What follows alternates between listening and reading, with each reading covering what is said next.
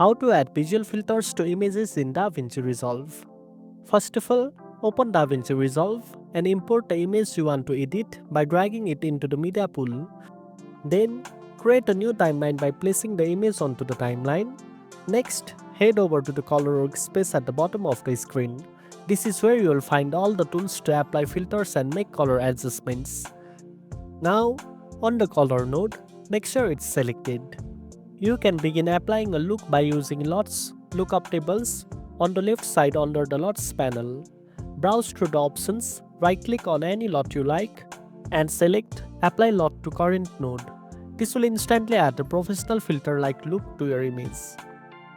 If you want more control, you can manually adjust settings like contrast, saturation, temperature, and tint using the wheels and sliders below. These adjustments allow you to customize the image style beyond the preset LOTs, giving you full creative control over the final look. You can also add more nodes if you want to stack effects. Right-click in the node area and select Add Serial Node, then apply another filter or color tweak for more complexity. Once you are satisfied, go back to the Deliver tab, set your format and file name, and click Add to Render Queue, followed by Start Render to export your filtered image. And that's it. Now you know how to add visual filters to images in DaVinci Resolve. If you found this video helpful, don't forget to like, share, and subscribe for more tech tips. Thanks for watching, and I'll see you in the next one.